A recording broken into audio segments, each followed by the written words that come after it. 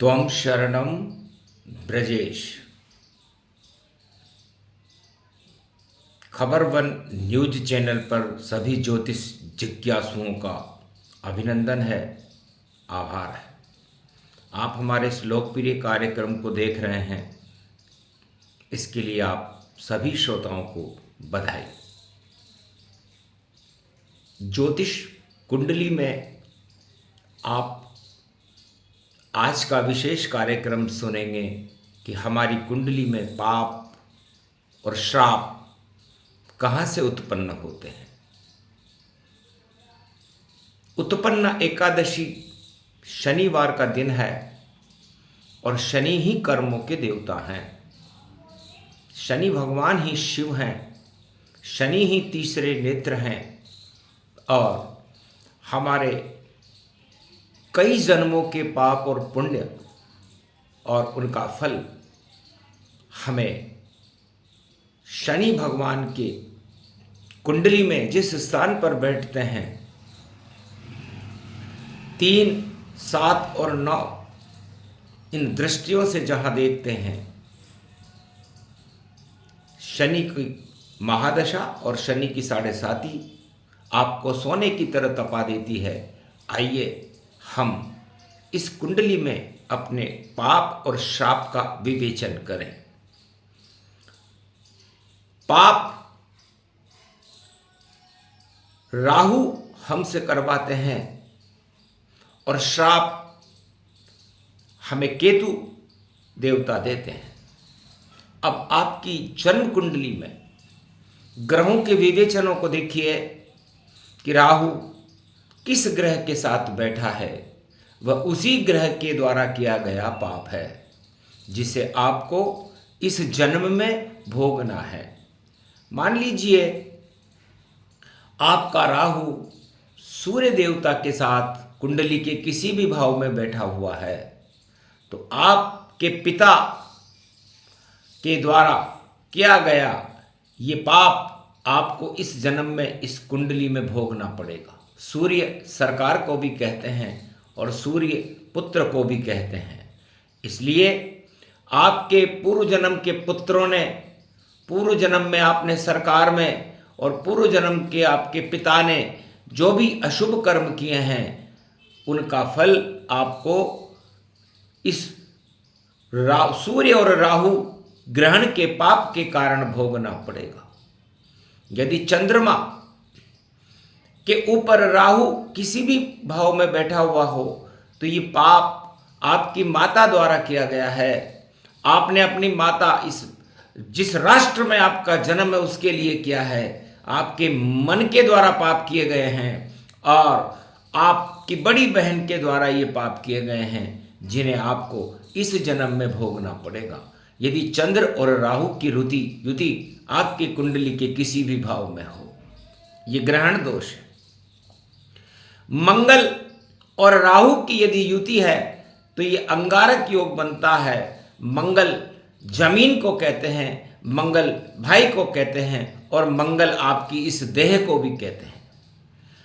आपके भाई ने जमीन के लिए आपने या अपनी शरीर से आपने जब कोई पाप किया होता है, तब ये योग कुंडली में बनकर के आता है और आपको इस जन्म में उन पापों का फल भोगना पड़ता।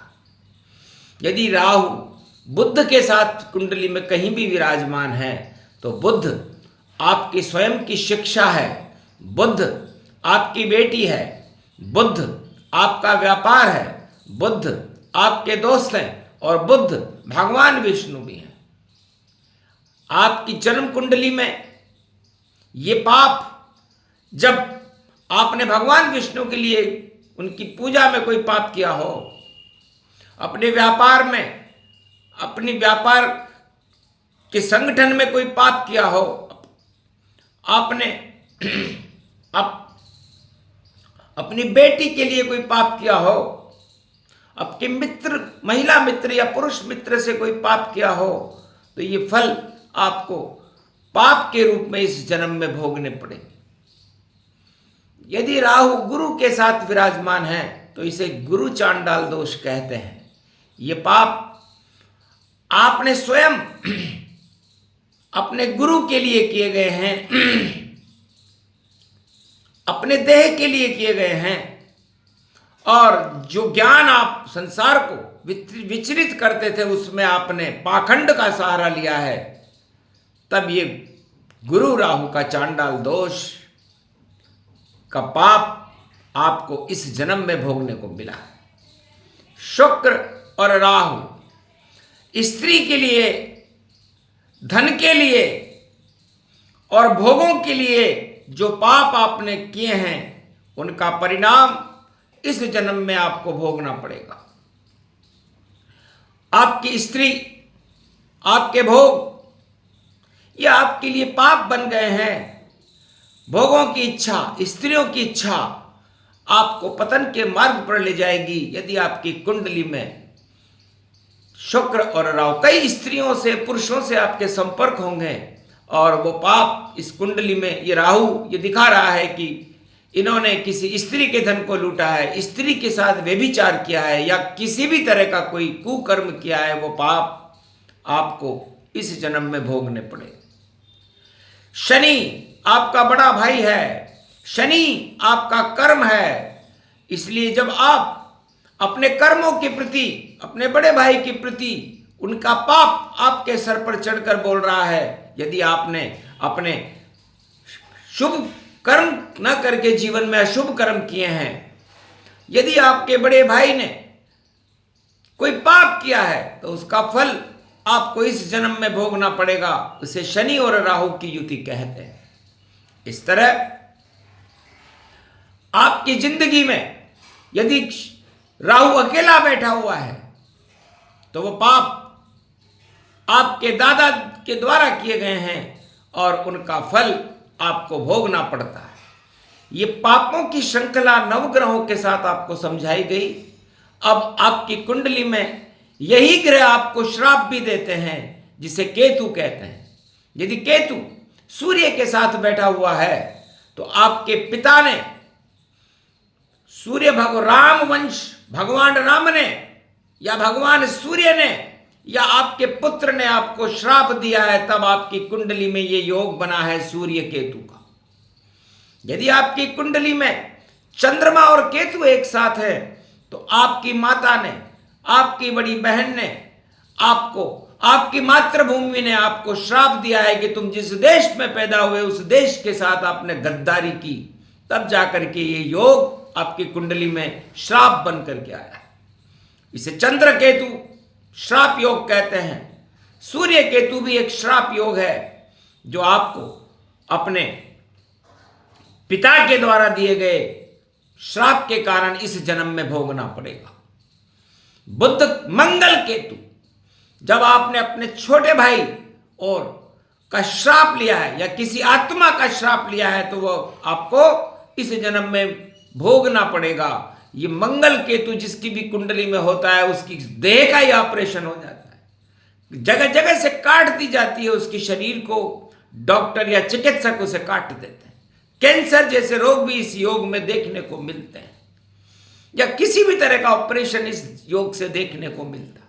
बुध केतु, जब आपने बहन, भुआ, साली, बेटी इनमें से किसी का भी श्राप लिया हो, अपनी स्त्री और पुरुष मित्र का श्राप लिया हो, अपने व्यापार के सहयोगियों का श्राप लिया हो, तब ये योग आपकी कुंडली में देखने को मिलता है, जिसे बुध केतु योग कहते हैं, जो आपको इस जन्म में भोगना पड़ेगा। गुरु केतु, गुरु ने आपको श्राप दिया है तब जाकर के आपको ये जन्म मिला है, और गुरु आप स्वयं हो तो आपको स्वयं को ये पाप गुरु के श्राप के कारण अवश्य भोगना पड़ेगा। ये श्राप युति है। शुक्र केतु, आपकी पत्नी ने, किसी स्त्री ने आपको श्राप दिया है, तब जाकर के आपकी कुंडली में ये योग वैधव्य योग जैसा होता है, आपके जीवन में खुशियों को समाप्त करने वाला होता है और आपके जीवन को एकाकी बना देता है।